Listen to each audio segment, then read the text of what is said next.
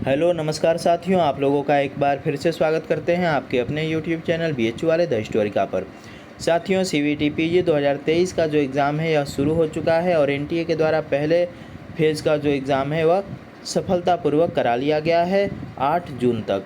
यानी कि 5 से 8 जून तक का जिनका भी एग्ज़ाम होना है वह आज बिल्कुल सफलतापूर्वक करा लिया गया है और कल से दूसरे फेज़ का जो एग्ज़ाम होगा वह शुरू होगा। लेकिन एग्ज़ाम के साथ साथ अब जो भी बच्चे एग्ज़ाम दे चुके हैं तो उनके मन में सबसे बड़ा प्रश्न आ रहा है कि अब आंसर की कब आएगा और रिज़ल्ट कब आएगा, क्योंकि जब तक आप आंसर की नहीं देखोगे तब तक आपको अपने से आत्मसंतुष्टि नहीं मिलेगी कि आपने कितने क्वेश्चन किए हैं, क्योंकि क्वेश्चन का जो लेवल है वह इस बार बिल्कुल अलग है। यानी कि अब तक का जो है ना वह सबसे अलग है, टफ है, इजी है, किसी को कुछ समझ में नहीं आ रहा है कि क्वेश्चन कैसा है।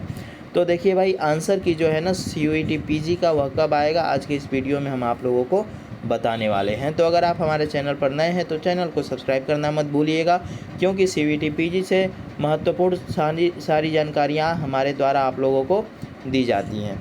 तो सबसे महत्वपूर्ण बात कि आपका जो आंसर की है वह CVT PG का कब आएगा, तो जून के चौथे सप्ताह में आएगा। यानी कि 20 तारीख के बाद आपका कभी भी आंसर की आ सकता है, इतना आप लोग ध्यान रखिएगा। जिन भी बच्चों का एग्ज़ाम जो है वह 5 से 8 के बीच में हुआ है उनका जो आंसर की है वह उनके एग्ज़ाम के 15 दिन बाद आएगा। यानी कि पिछली बार भी ऐसा ही हुआ था, एग्ज़ाम के 15 दिन बाद आंसर की आया था, इसके बाद फिर फाइनल आंसर की, इसके बाद आपका रिजल्ट आया था। तो इस तरह से होता है।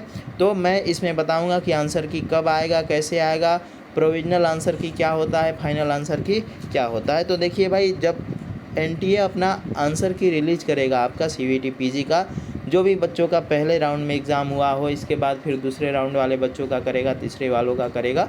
यानी कि आपका एग्ज़ाम जो हुआ है उसके 15 दिन बाद आपका आंसर की जो है वह NTA के द्वारा जारी कर दिया जाएगा। तो आंसर की जो है सबसे पहले आपका प्रोविजनल आंसर की जो है वह NTA के द्वारा जारी किया जाएगा। प्रोविजनल आंसर की का मतलब होता है कि आपके प्रश्नों का आंसर की जो है वह NTA जारी करेगा। आपको अपना एप्लीकेशन नंबर और DOB डालकर ओपन करके यहीं पर आपको दिखेगा। अगर आंसर की आएगा तो cvt.nta.in पर जब आप यहाँ नीचे जाएंगे तो यहाँ पर प्रोविजनल आंसर की करके आएगा, वहाँ से आप लोग अपना इसको देख सकते हैं, चेक कर सकते हैं।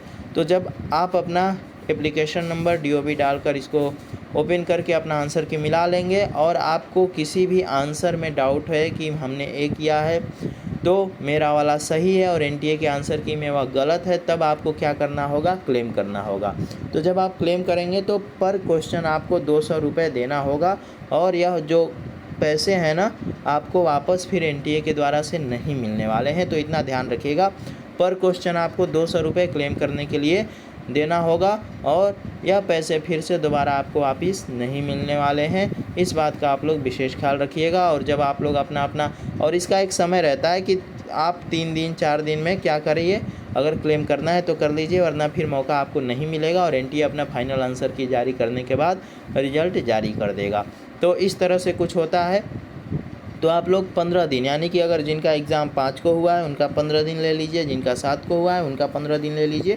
यानी कि 20 के बाद से क्या होगा, वह आंसर की आना शुरू हो जाएगा। हो सकता है कि इससे पहले भी आ जाए, क्योंकि NTA ने पूर्ववत में कह रखा है कि आपका जो एग्ज़ाम है वह कब करा लिया जाएगा, 17 जून से करा के जुलाई में आपका एडमिशन जो है वह शुरू कर दिया जाएगा। तो इसलिए हो सकता है कि पहले भी आंसर किया जाए, लेकिन यह जो डेट है 20 जून हम लोग मानकर चल रहे हैं आंसर की आने का, क्योंकि 15 दिन का समय जो है वह NTA लेता है। तो आप लोग थोड़ा सा इंतज़ार कर लीजिए। और जो पेपर है ना वह इस बार काफ़ी अलग आ रहा है, मतलब पढ़े हुए से ही आ रहा है, लेकिन प्रश्नों का जो तरीका है वह काफ़ी अलग टाइप से जो प्रश्न है वह NTA पूछ रहा है। तो इसलिए घबराने की कोई बात नहीं है। कट ऑफ वगैरह क्या होगा, इन सारी चीज़ों पे हम तभी बात करेंगे जब आपका आंसर की आएगा। तो अब मिलते हैं अगले वीडियो में। आज के लिए इतना ही, धन्यवाद।